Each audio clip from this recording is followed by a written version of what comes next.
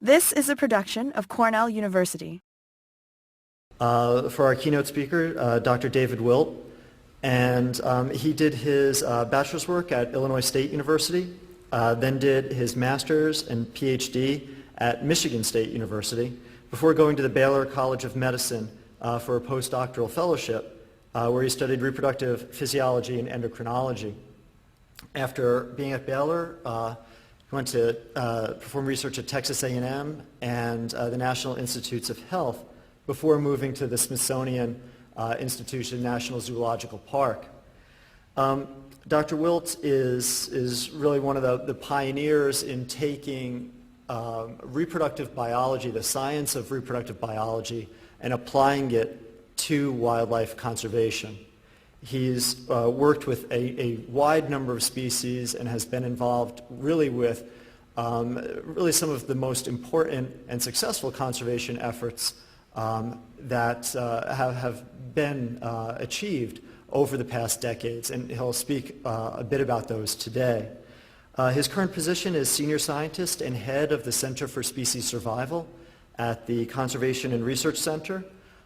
He is in charge of the wildlife animal collection at the National Zoo's research and breeding facility at Front Royal, Virginia. And I know those activities with trying to manage small populations of endangered species, for preserving the species and also for studying them and getting knowledge to help us preserve them. It takes a great deal of his time. As I mentioned, Dr. Wilt has really been involved in some of the most important studies related to reproductive physiology and its uses for conservation, ranging from the black-footed ferret, Florida panther, cheetah, but his work is not limited to reproduction alone. He's in charge of very holistic approaches to looking at the different problems that affect an individual species, and an excellent example of that is his work in China with the giant panda. He's recently actually edited a book called Giant Pandas, Biology, Veterinary Medicine, and Management, which was published just 2 years ago by Cambridge University Press, and really discovering some of the fundamental knowledge about giant pandas' life history and physiology. He has more than 260 publications in the peer-reviewed literature and 54 book chapters. And this work covers more than 50 vertebrate species. So he's truly been one of the pioneers in wildlife conservation and taking science and applying it toward effecting positive change for managing wildlife. And with that, I'd like to introduce our keynote speaker, Dr. David Wilt.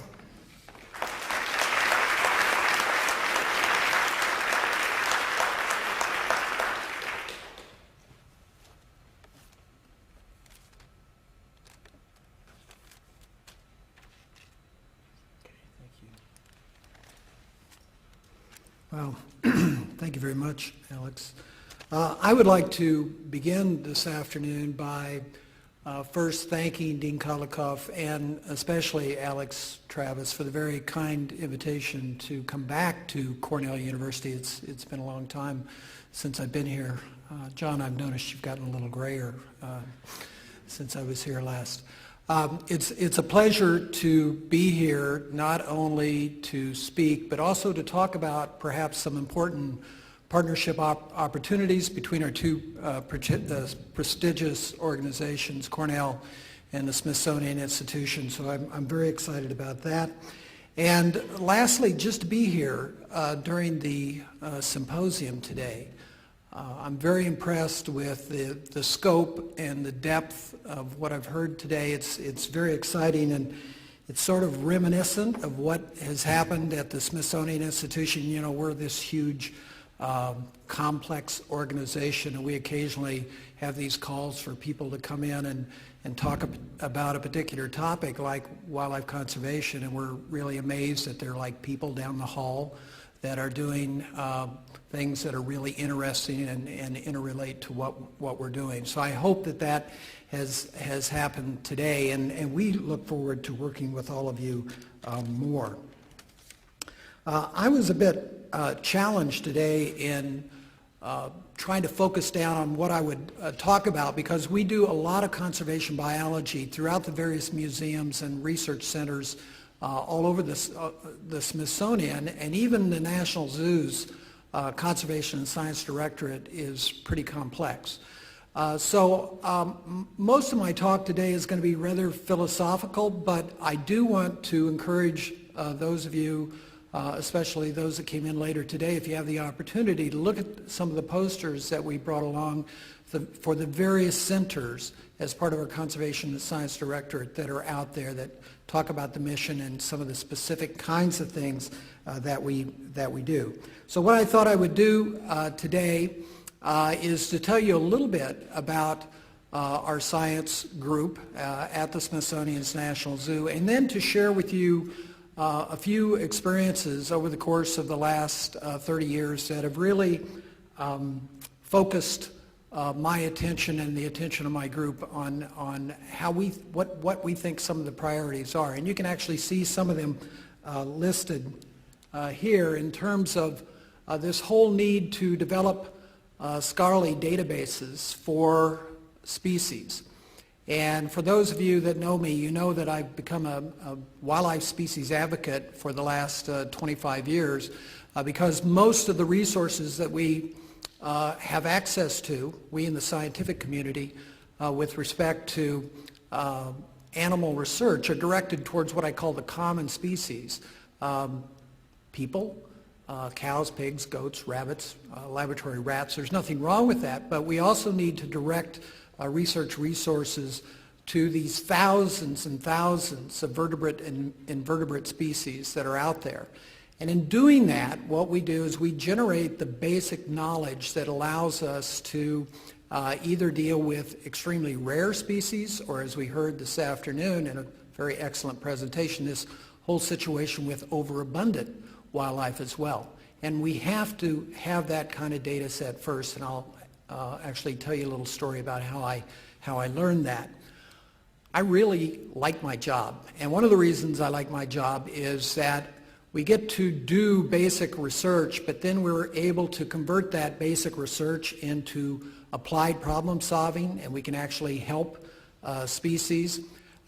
And what I also really enjoy about this job is that even though I'm a reproductive biologist, that's not the only thing we do. I work extensively with veterinarians and behaviorists and nutritionists and geneticists and, oh yes, economists and sociologists and others to deal with this whole human dimension. So that's what's really fun, I think, about dealing with wildlife conservation, the ability to integrate all of those disciplines together to deal with holistic issues. And then the last really important opportunity here is in terms of partnerships. And I've said repeatedly that being involved in serious conservation biology is not for lone rangers.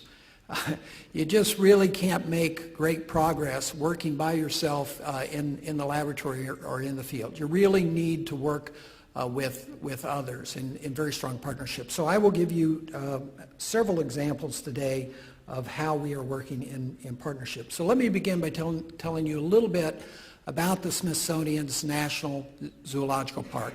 The National Zoo, the Nation Zoo, your zoo, it is located primarily in Rock Creek Park. There's 163 acres. That's the public facility that you probably all know about.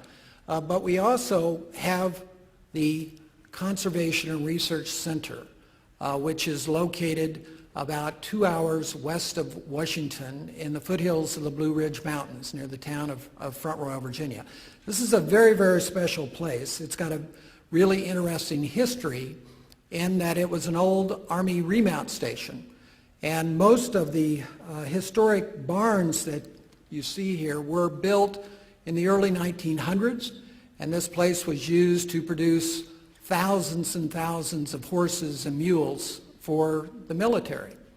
And the National Zoo acquired the property back in the mid-1970s. We've converted over most of the barn facilities for a variety of research and recovery programs for endangered species.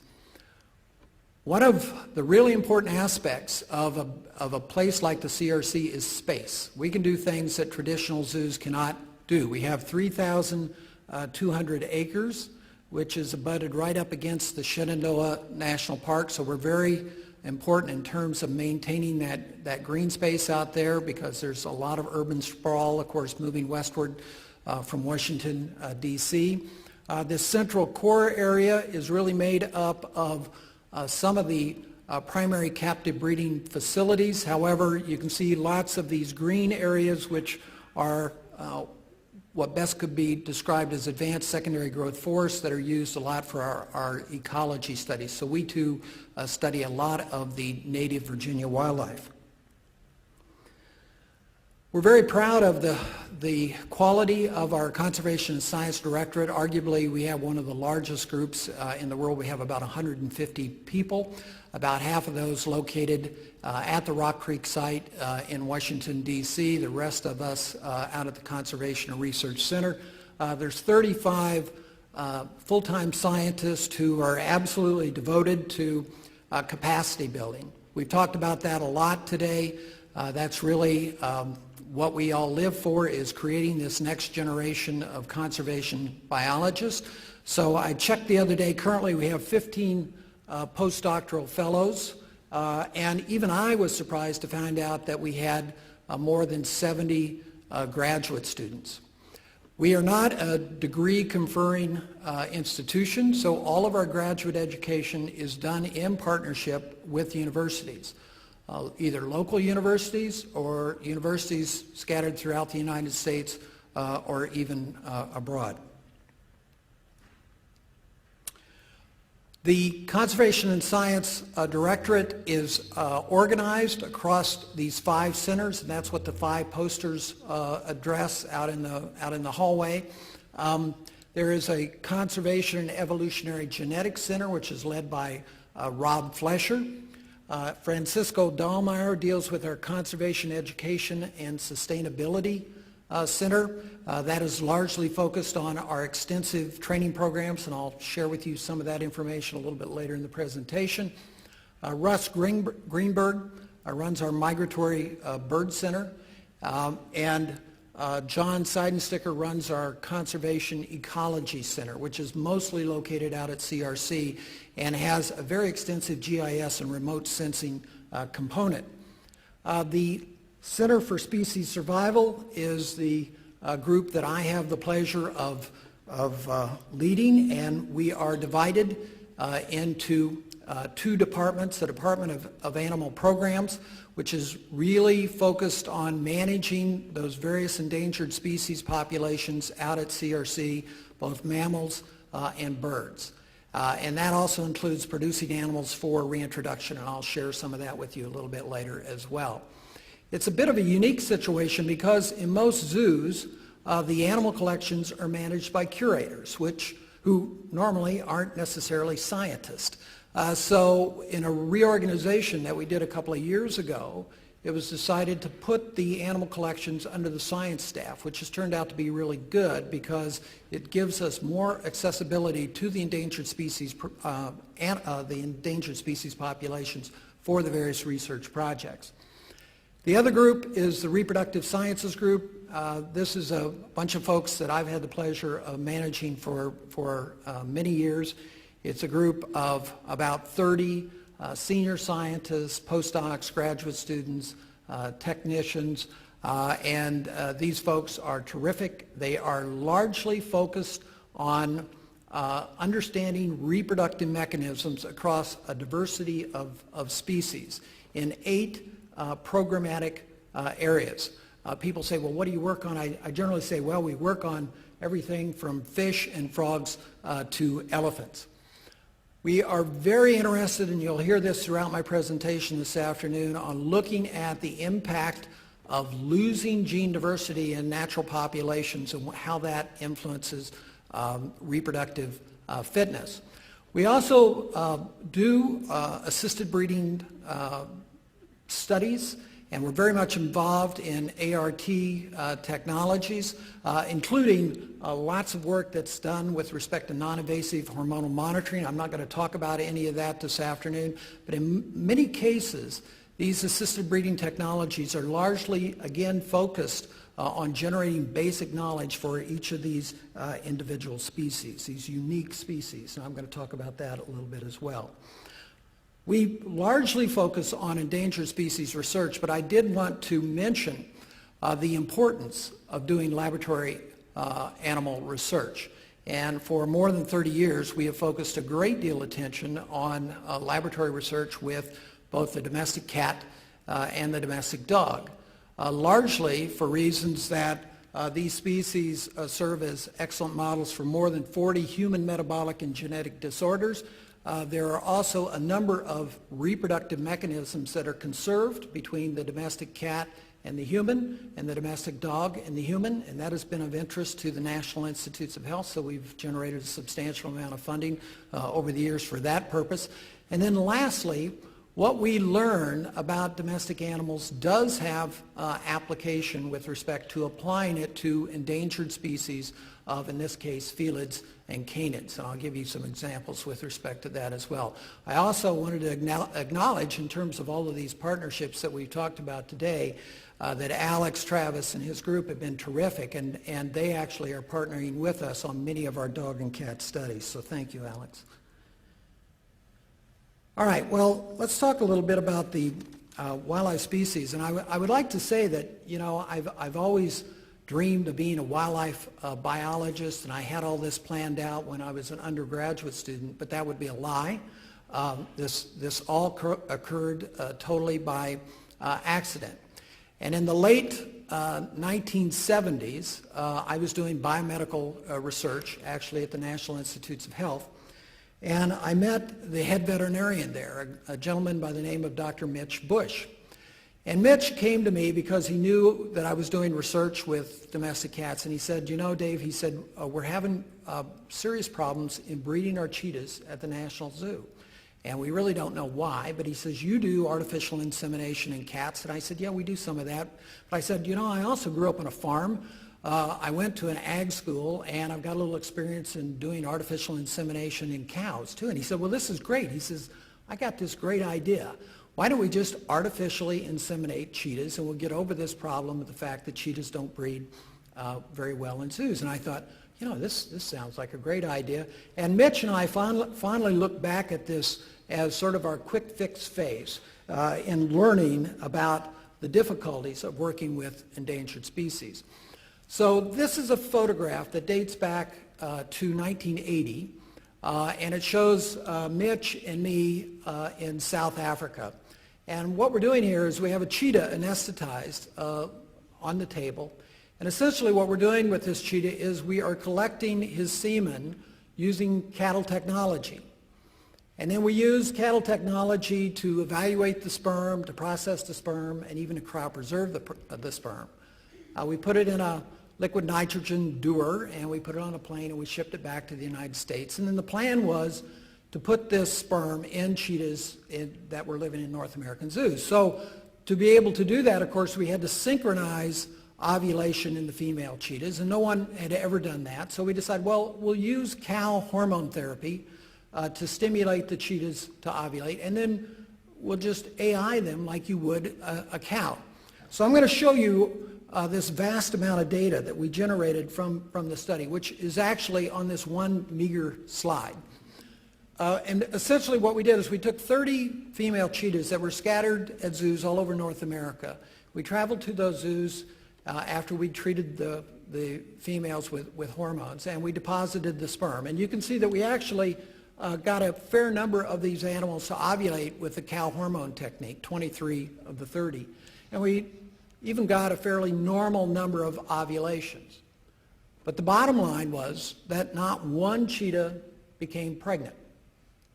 The study in this respect was a total failure.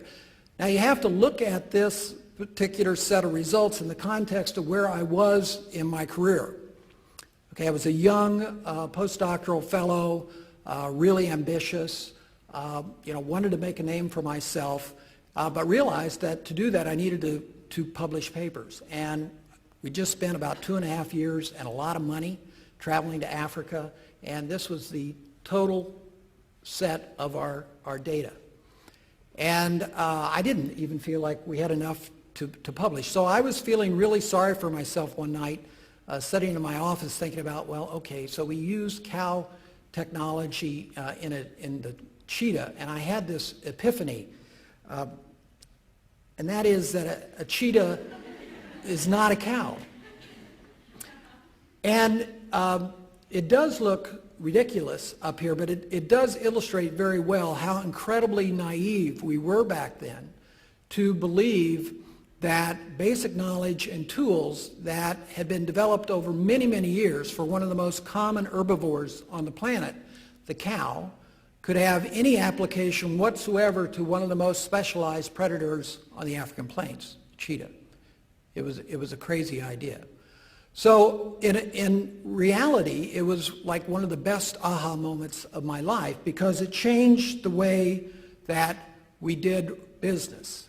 We went from this quick fix approach to what I call the species specificity phase, where we realized that every species, whether it was a cheetah or a Pallas's cat or a gorilla or a copy, didn't just deserve cow tools, but it deserved species-specific attention and hypothesis-based research. And in the context of the cheetah, over the course of the next 15 years, we published about 15 peer-reviewed publications. And not just in reproductive physiology and endocrinology, but also in behavior and genetics. And over time, we generated this scholarly knowledge that actually then allowed us to begin to consistently produce cheetah offspring by artificial insemination, whether it was by using fresh sperm, or in this case, this cub that was produced in 1995 from frozen sperm that was collected from a wild male in Namibia that had been captured by a farmer and was scheduled to be shot, and we got a call to go help save the cheetah. When we saved the cheetah, we also collected his sperm and we brought it back in the United States. It took us 15 years to produce this cheetah cub, but it had nothing to do really with the time. It had all to do with how much scholarly knowledge that we needed to understand basic cheetah biology. I'm always amazed at the remarkable differences amongst species. And over time we've learned that not only is a cheetah not a cow, a cheetah is not a domestic cat is not a tiger is not a leopard. The reproductive mechanisms are as diverse, even within a taxon, as the phenotypes of the species themselves. And this is very, very important to remember, and really one of the reasons for our highest priorities. I also want to point out, and I'll be talking about this throughout the presentation today, the importance of genetics.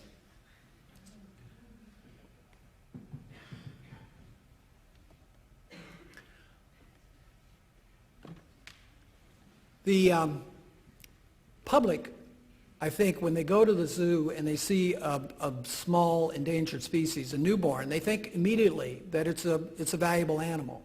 But what we really focus on in zoos is something we call genetic management. It's not just about the production of offspring.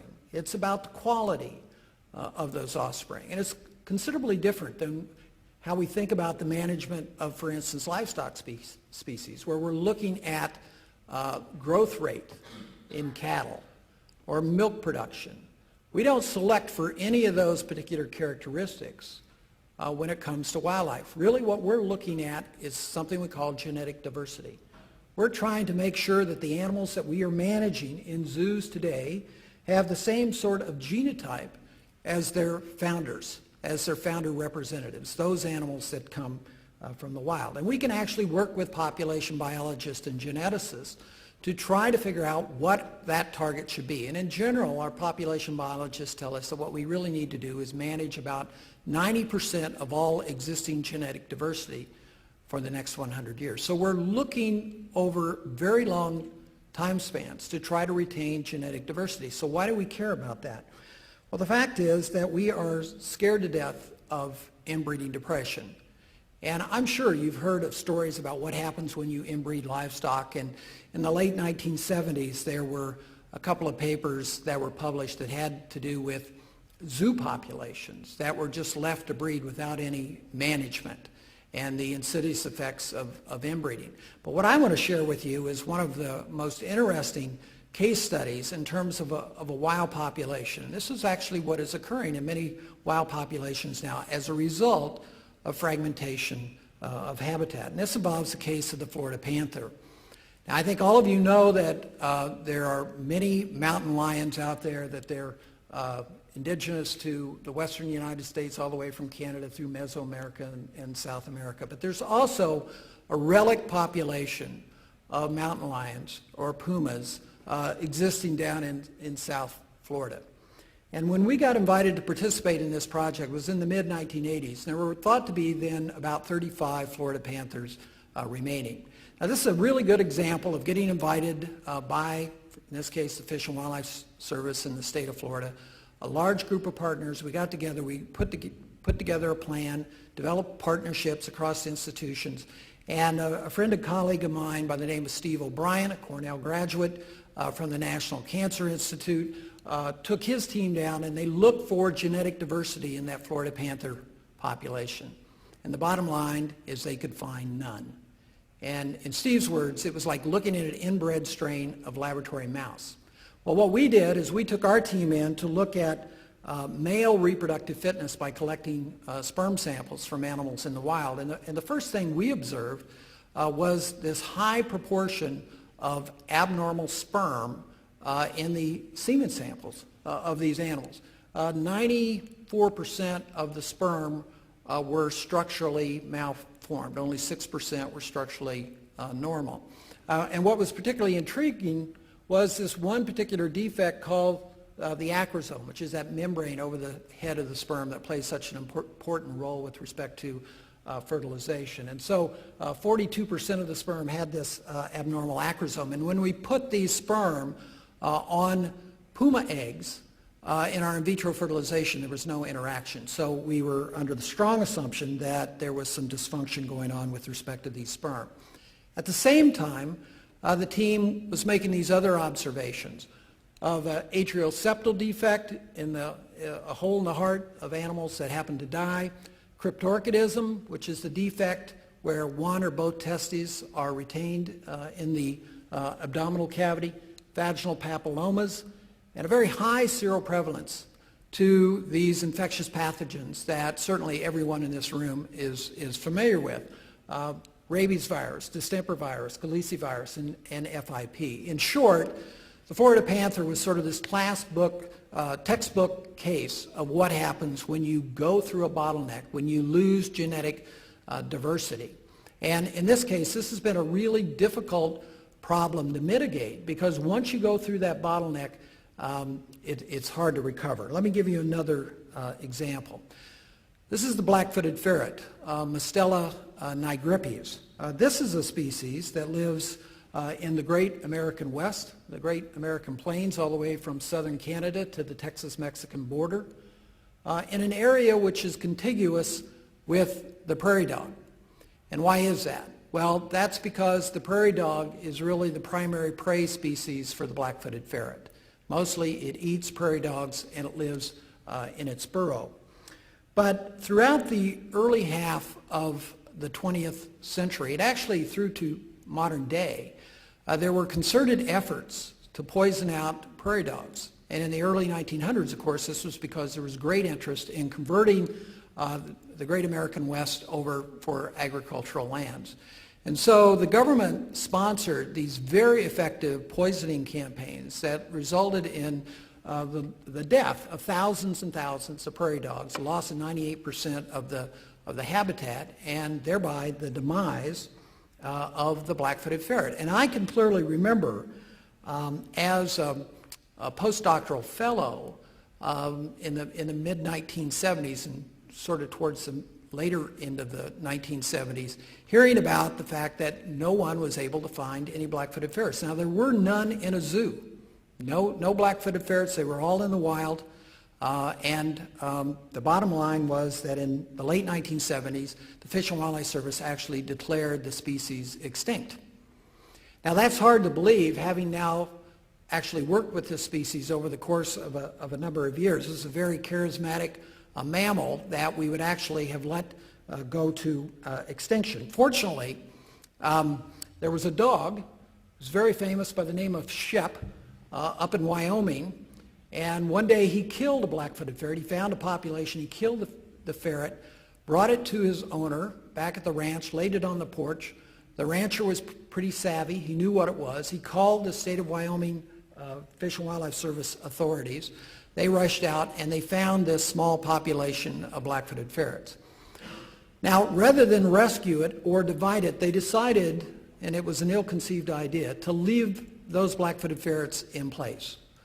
And they were left there for the course of the next couple of years, where the population gradually grew to 129 animals, after which it was affected by a disease epidemic, and it crashed.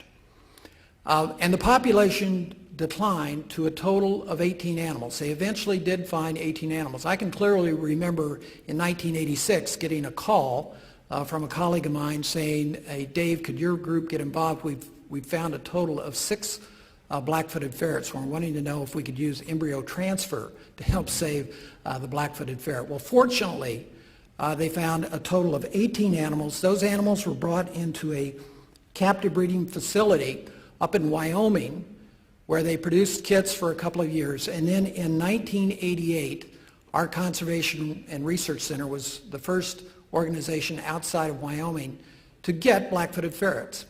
And we received them in part because we'd had a lot of experience breeding small mammals, and we also, again, we have all this space, so we could create various types of artificial habitats. We also actually imported some prairie dogs, and we had them build their own little prairie dog towns so the black-footed ferrets could live in the burrows that the prairie dogs built. And we also started a very intensive research program. And because there were only 18 founders, it was really very important that every animal have the opportunity to reproduce. And animals, of course, are like people in that they have sexual partner preferences. This was certainly the case with respect to black-footed ferrets, and some of those animals failed to reproduce. So we were asked to develop artificial insemination technologies. That actually took a couple of years and lots of basic research, but I want to just show you in this summary slide sort of the chronology of events. So you go back to 1986, where we have the near extinction event, where we have the recovery of 18 animals, and then lots of intensive research from lots of different angles, lots of different disciplines. Not just our zoo, but other zoos were involved in this, and working together in partnership with state and federal authorities, and lots of natural breeding has occurred. Now, out at the CRC over the course of the last 20 years, we produced over 500 black-footed ferrets, including 135 black-footed ferrets by artificial insemination. And this is work that's primarily led by Dr. Joe Gale Howard from my laboratory. You're going to hear Joe Gale's name a couple of times over the course of the next few minutes. But Joe Gale has done amazing things in terms of developing AI. And here's the really, I think, important number, is that all of these institutions together have produced over 6,000 black-footed ferrets from those original 18 founders. And this has allowed reintroduction back into the American West, including now the existence of over 750 black-footed ferrets in the wild. So you look at a slide like this and you think, okay, this is how science has helped save an endangered species and recover an endangered species. However, remember again that we were dealing with a group of only 18 founders. A bottleneck occurred, and it's really quite interesting that over the course of the last few years, we've started to see some abnormalities pop up in the population, both in captivity as well as in the wild. And this includes increased numbers of abnormal sperm, some uterine or renal aplasia. Well, you can read all these. Cryptorchidism, again, the retained testis defect, and overall smaller body size.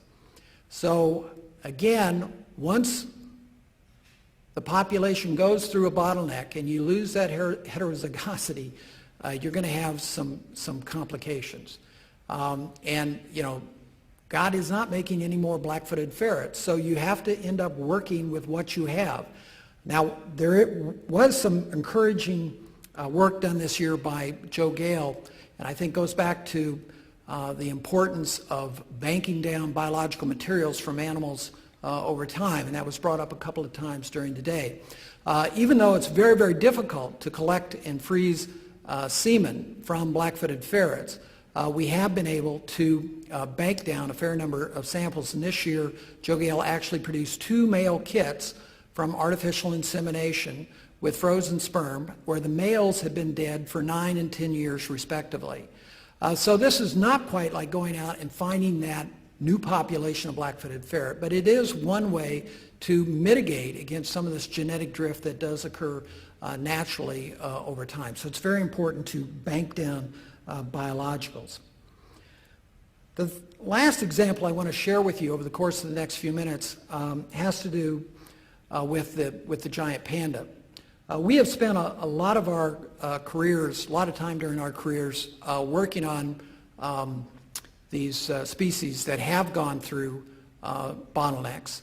And so I've been an advocate for what I like to call preemptive strikes. Why don't we spend more time working on species that we believe that are in danger but still have plenty of genetic diversity, and see if we can turn around reproduction and management in those populations now. And I think the giant panda is really a good example, because we know there's a lot of gene diversity in giant pandas. Has anybody been to the National Zoo to see the giant pandas? Okay, good number. This is Meishang and Tintin. They're ambassadors from China. They're on loan to the people of the United States, and they're maintained at the National Zoo. There are 3 other zoos in North America that maintain giant pandas: San Diego, Memphis, and Zoo Atlanta. What fascinates me about giant pandas is their reproductive biology. The female is only in estrus and sexually receptive for 24 to 72 hours annually. She's monestrous. She comes in at heat once for a very short period of time. That's only 1% of her entire annual lifespan is devoted to reproduction. So if you happen to be the reproductive biologist at the National Zoo, then you got a lot of pressure putting these animals together and getting a pregnancy. And I don't know how many of you have ever seen the mating posture in a giant panda, but these are photographs provided to me by a colleague of mine by the name of Ron Swaisgood at the San Diego Zoo, who studied the breeding behavior of giant pandas up at the famous Wulong breeding reserve up in the Wulong National Nature Reserve in Sichuan province. And they have these 2 copulatory stances, one with the male standing up and one with the male sort of sitting down. And this is an ideal kind of situation. Now I want to show you the breeding posture for Meishang and Tintin. This is what we've been going through for the last 4 or 5 years. And Meishang, when she comes into estrus, for whatever reason, she sort of lays down and her back legs sort of splay out. And the male giant panda during estrus gets very, very aggressive. He's basically sort of going through a rut where his testosterone levels are very high. And so he's extremely frustrated, as you might imagine. He grabs the female by the neck. He grabs Meishang by the neck, and then he sort of ends up trying to get behind her, and in the end makes it all worse because he ends up standing on her back. And so they have never successfully copulated, which is one of the reasons, I guess, we have a reproductive sciences department at the National Zoo, because then we can bring in the team and do artificial insemination. So this is Joe Gale doing an artificial insemination. And this was actually the one from 2005. This is an endoscopic AI with fresh semen that resulted in the birth of Taishan. And Taishan arguably is the most popular life form in Washington, D.C., which these days isn't necessarily saying too much. But his birth in 2005 was seen as a milestone at the National Zoo, and people got very excited about this, and they look at Taishan and they say, oh, this is how the National Zoo is contributing to conservation of this endangered species. I don't like to dampen their enthusiasm, but the reason Taishan is exciting to me is because he gets people to open their wallets and give money for our program to support conservation activities in China. And the reason you don't see many zoos holding giant pandas is because it's incredibly expensive to do this. You have to actually show the Fish and Wildlife Service that you are doing in situ enhancement in China. And to do that, you have to invest a lot of money in China. And so every year we spend between $1.2 and $1.4 million annually, either providing it to the Chinese to affect their own conservation activities, and or actually focusing on two areas that have to do with lots of capacity building in the context of saving giant pandas and their habitat in the wild, or focused on trying to turn around the captive breeding program with respect to those ex situ giant pandas. So I want to tell you a little bit about that. The question always arises, how many giant pandas are out there? How many giant pandas are enough? And if you read an article in the newspaper about giant pandas, I can almost guarantee you they will say that there are 1,600 giant pandas in the wild. And that's because that number comes out of a national survey. But the fact is, nobody knows how many giant pandas are out there. I don't know. The Chinese don't know. World Wildlife Fund has no clue. And that's because this habitat is incredibly rugged. These are very steep mountainous bamboo forests. They're almost like rainforest.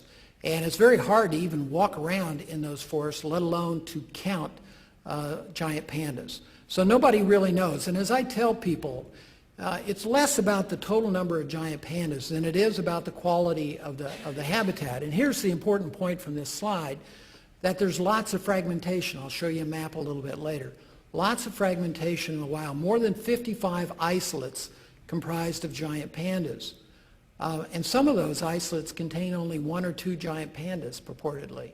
So those are hardly self-sustaining numbers, and there's no corridors of genetic exchange between those isolates. And as a result, that's why the species is highly endangered. There's another population of giant pandas that live ex situ in captivity.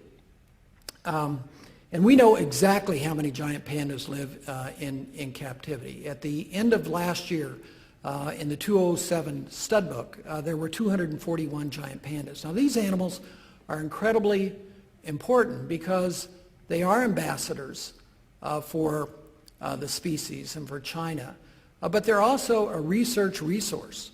I mean, if we have graduate students who are interested in studying sperm metabolism in giant pandas, the only way they can do that kind of research is work on captive animals. And so we do a lot of those kinds of studies in China, primarily at the two main breeding centers.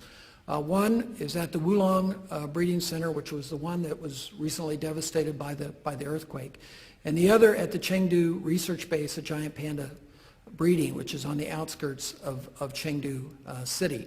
That's where the majority of giant pandas are within China, and then there's a few outside of the country, including in the United States, as I described a few minutes ago. Now, I haven't had the opportunity to, we talked about partners a while ago, I haven't had the opportunity to introduce my life partner, my wife, Susie Ellis, who, for those of you that weren't here a while ago, we were talking about the International Rhino Foundation and the partnership the International Rhino Foundation has with Cornell University. Well, Susie also was involved with us with respect to this giant panda study. And in 1996, we had the opportunity to go to China at the request of the Chinese government to talk about the captive population of giant pandas. And we spent a week listening to what the Chinese had to say. And they were essentially concerned that the population was not self-sustaining, that more giant pandas were dying every year than were being born. And we heard a lot about health problems and lack of reproduction. And at the end of that week, we decided that the only way that we could really get a handle on this was to do what we called a biomedical survey. And so Susie and I were privileged to lead a team of Westerners over to China, not as missionaries, but to work hand in hand with our Chinese colleagues to get our hands on as many giant pandas as possible. And in 1998, when we began the actual biomedical survey, there were 104 giant pandas in captivity in China. And we were able to get our hands on 61 of those we took along these various specialists. And this is an example of how you integrate all these scientific disciplines together to try to figure out what's going on with a population. And we did. We learned a lot, so much so that we were able to produce this book on giant panda biology. But let me just illustrate some of the factors that we discovered that were limiting reproductive success in giant pandas. Aggression. I've already talked at length about the short window of estrus in the female. Well, in many cases, you introduce the male and female together, and the male would rather fight with the female than to mate with her. So that's another huge problem. I suspect that everybody in this room knows that giant pandas are these big old bears that live on grass. They eat bamboo. And what the Chinese have encountered is that when they manage 20 or 30 giant pandas in one place, it takes a lot of bamboo. And so what they've tried to do is create these artificial diets. And this is one of these diets, which is a high-protein bread meal. And what they do is they feed it warm to giant pandas. So imagine if you were a giant panda and they gave you a stalk of bamboo or some nice, warm, palatable, high-protein, what would you eat? Well, they eat all this stuff. And the more of this stuff you eat, the less likely you are to be healthy or to reproduce. And we also encountered something that we classified as the stunted development syndrome, which we actually saw in 13% of the population. These are giant pandas that are about 2/3 the size of a normal giant panda. They have lots of health problems. Their abdominal cavity is filled with ascites. They've worn down all their teeth, and not one of these animals has ever reproduced. We also encountered some interesting health cases, some of them very simplistic. This is a female that the Chinese simply call number 20. She doesn't even have a name. She was a founder animal. She was rescued from the wild. So genetically, she was really important. Here you see she's sitting here partially sedated with a dart in her leg. And they told us that every year they bred 20. She copulates, but she never ever produced any offspring. And when we did the biomedical evaluation, it was discovered that she had a simple cervical vaginal infection that was cleared up immediately with long-acting antibiotics, and this animal has reproduced repeatedly since that biomedical survey. This is a more serious situation. This was another founder, squamous cell carcinoma. By the time we got to this animal, including the people up at Wulong, he was near death. But because we knew so much about the reproductive physiology of the male, it was possible to collect semen from this animal. And one of our students, Dr. Wan Yan, was able to use artificial insemination to deposit sperm in a 5-year-old female, and that's a pretty young female, and she produced this cub. So despite the fact that this male was euthanized, and he died, obviously, his genes live on in the captive population. Lots of reproductive biology studies, and we've talked a little bit about sperm cryobanking combined with artificial insemination. In many cases, we run into species where the sperm are resistant to low temperature. In the case of giant panda sperm, here's a species where the sperm are fairly tolerant to cold temperature. So it's relatively easy to cryopreserve giant panda sperm. And as a result, the Chinese have developed a rather extensive sperm bank, and they consistently use artificial insemination. They even artificially inseminate giant pandas that naturally breed. So this has become a part of their genetic management program.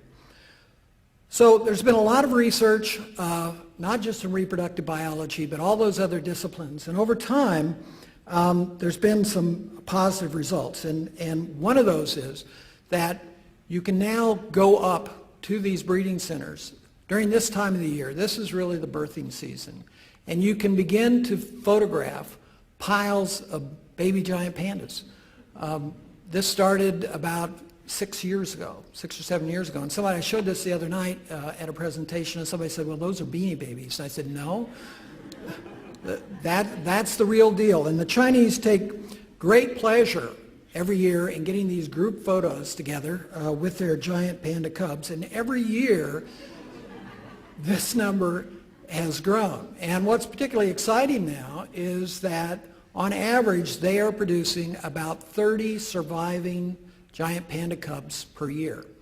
And even this year, during all the disasters associated with the earthquake, there were a total of 25 giant panda cubs produced. So they're doing great, and the natural question is, people say, well, how many giant pandas do you actually need? Well, this can be calculated. If you know how much genetic diversity, if you know how much gene diversity is in the population and how much you want to save, you can actually calculate how many animals you need to maintain in the XC2 population. And we know what this number is. John Ballou is our population biologist, works very, very closely with the Chinese to calculate this number and to make sure that we create these genetic matches. The number now, remember the number in 1998 was 104. Well, at the end of last year, we were at 241. So the population has doubled in the last 10 years, and then they've produced another 25 cubs this year. So within the next year, and certainly within the next 2 years, they will have reached that targeted population of giant pandas. And that will mean that they then have a self-sustaining captive population, an insurance population, and then if and when they decide that they want to do reintroduction, they will have this source population that they can harvest animals from for the reintroduction programs.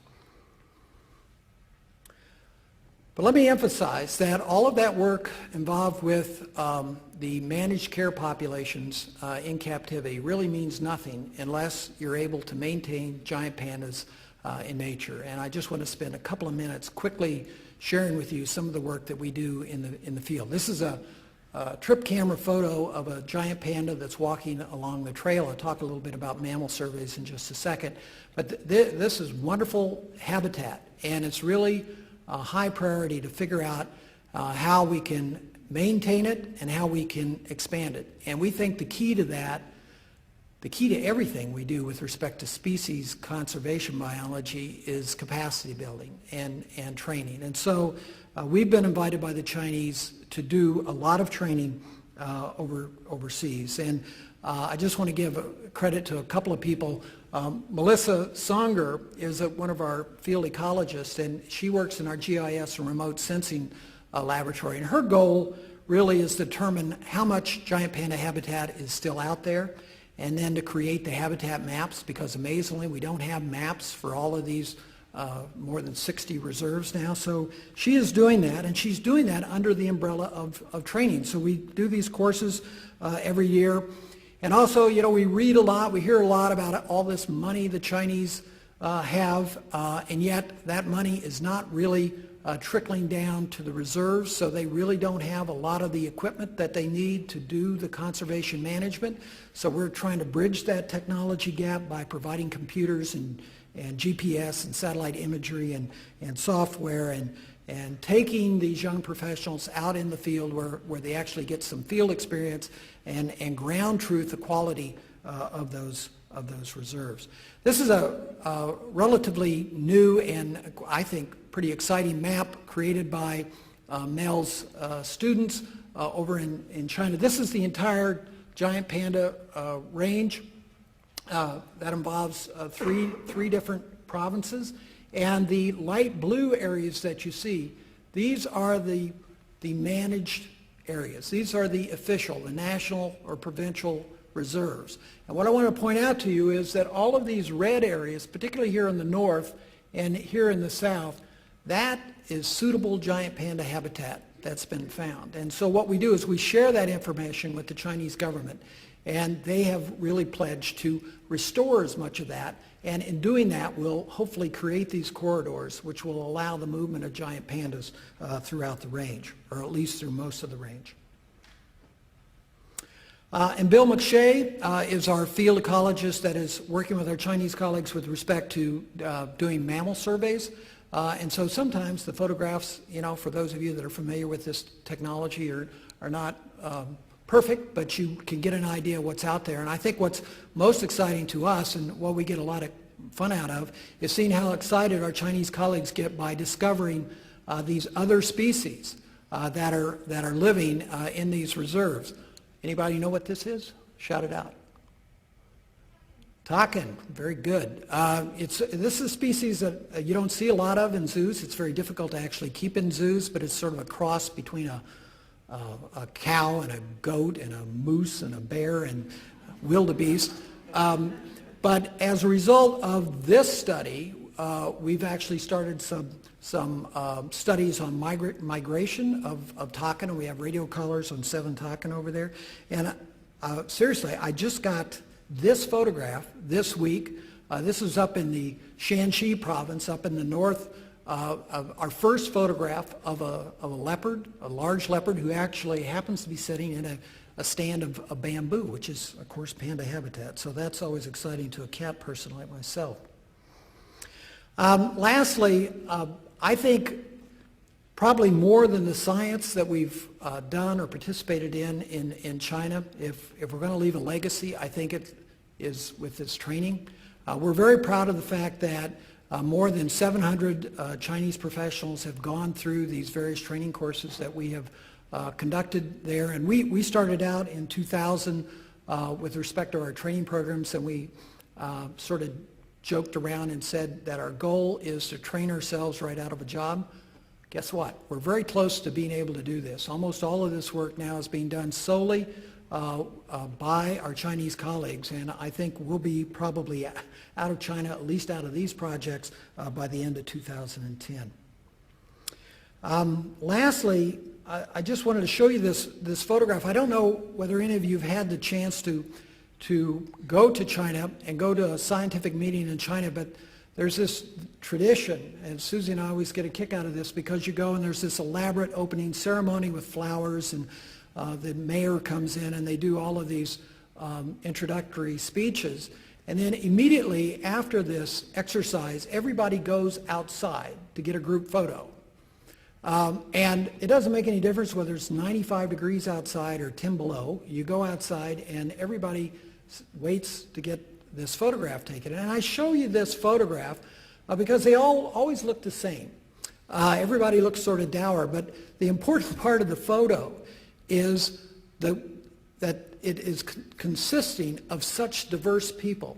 You have people from competing federal ministries in Beijing, competing provincial ministries, you have competing breeding centers, zoos, universities, and why this is so amazing is that 10 years ago, these folks did not have the opportunity to even attend a meeting like this, let alone to sit down around a table with laptop computers and solve problems. So I think this is the reason that so much success is going on now with respect to giant panda conservation in China, and why it's extending to other species as well. And I think this is really a good example for the rest of us, because the conservation programs that we've been involved in, the successful ones are the ones that involve this kind of diverse partnership. It's really related to that whole human dimension that we were talking about throughout the day, and how important this is. And speaking of the human dimension, this is the Human Dimension group that I have the privilege of leading. And I just wanted to acknowledge again Joe Gale Howard, also Janine Brown, who runs our endocrine lab, Steve Momford, who is now the head of our Conservation Science Directorate, and Budhan Pukarenthi. And the 5 of us have been together now for more than 100 years, which means, I guess, that we like each other and we like our job. But most of all, we greatly respect this very talented group of young people who are so dedicated. And these are the folks that are out doing the work, taking the risk, and creating those stories that allow me to come and to share them with you. So I want to thank you very much.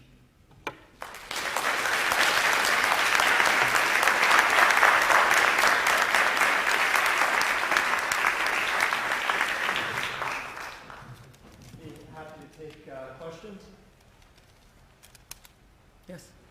read that the bamboo and bamboo dies after 100 years. So you have to have different areas.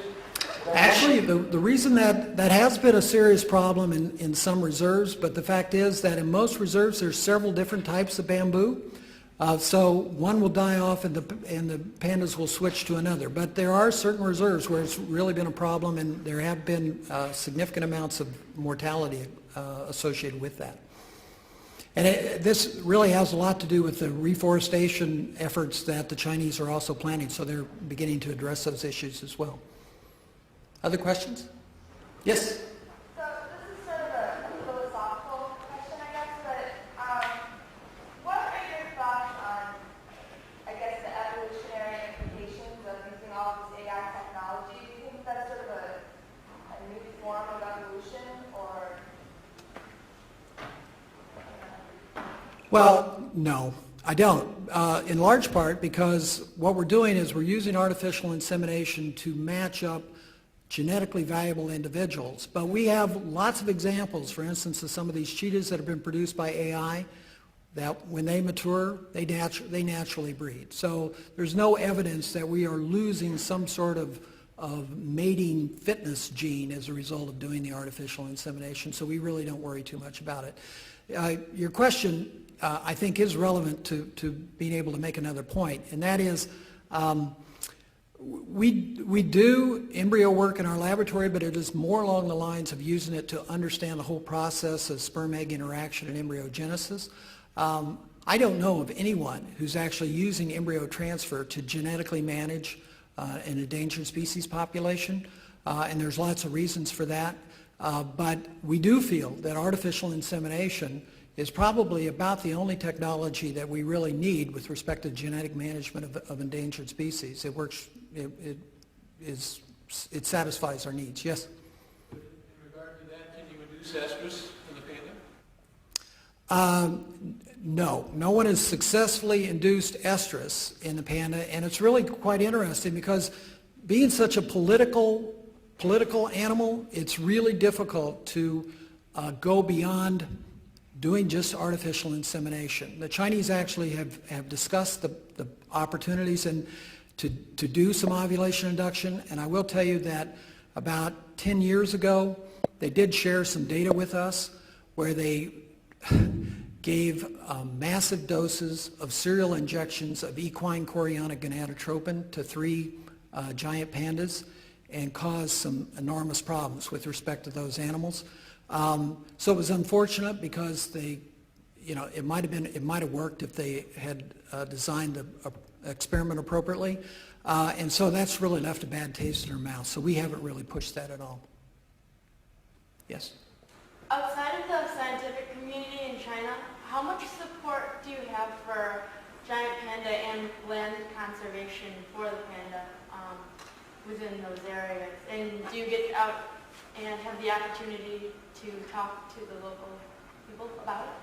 Yeah, well, your second question first. With respect to a lot of the mammal survey work, it's been closely tied to local communities. And in fact, it's really, we're very interested in Asiatic black bears because of black bears that are not really seen as a high priority species for conservation. In fact, are captured and used in biofarms. And so we felt it was really necessary to get out into local communities and get a handle on what they thought about wildlife. And so that's a whole area that needs a great deal of attention. Also in that country, there has not been a lot of emphasis on habitat management.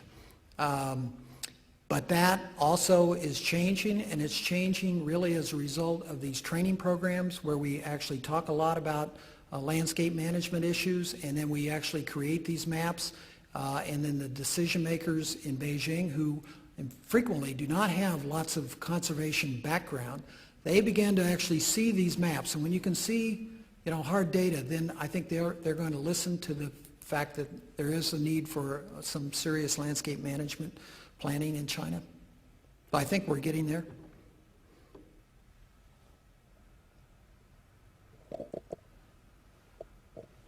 Yes, Susan.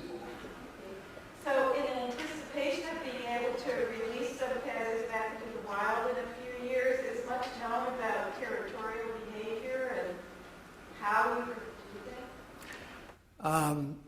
Yes, you may have read in the newspaper that the folks up at Wulong did do a release of a giant panda a couple of years ago, which turned into some disastrous publicity for them because they turned it into an area where there were other male giant pandas. So that, over the course of about a year or so, that animal was harassed by other pandas and was eventually killed. So again, very good lesson learned. And what we have emphasized, again, we've started to talk a lot about what the requirements are, the prerequisites before reintroduction, including knowing what's out there, both in terms of food resources as well as other giant pandas. And when I showed that map, that whole southern area down there is really a rich area for reintroduction. We think the density of giant pandas is very low in that area. And so what is being encouraged right now is to use that southern region of the Sichuan province as the test region now for reintroduction. Very few giant pandas there, so that won't be a problem, but good stands of bamboo. Yes?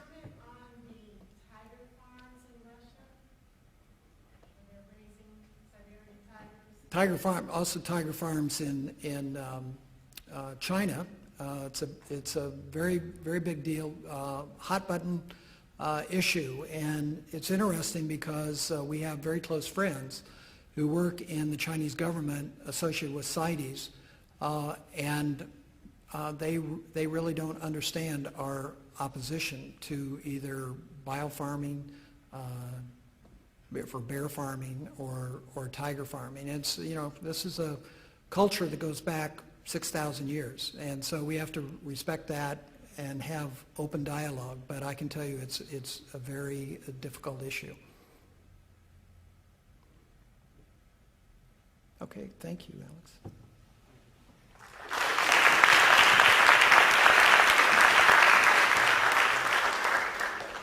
Well, I'd like to thank David for a truly a wonderful talk and really just very inspiring work over a course of decades that's really pushed conservation forward. No?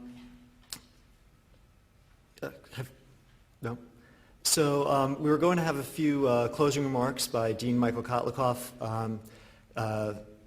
President Skorton has a trustees meeting today, and there's lots going on, and I know the dean's schedule was changing even up to yesterday afternoon, when that got moved to a closing remarks.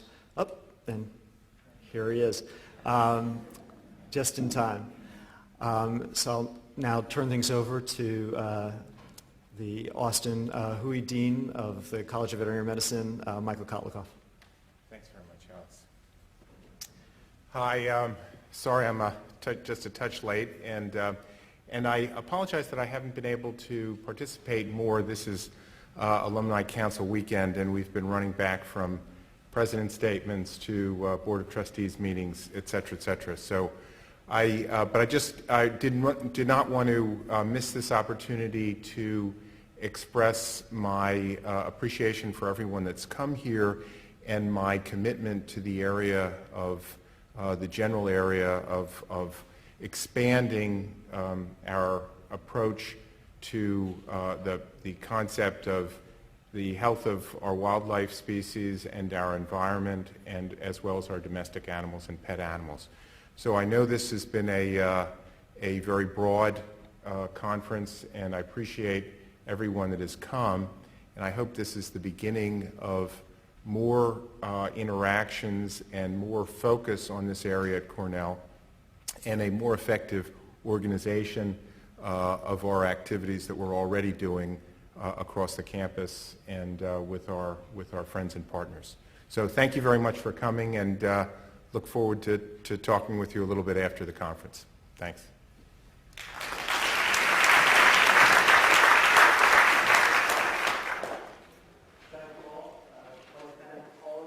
As well, and all the speakers for really a really wonderful day.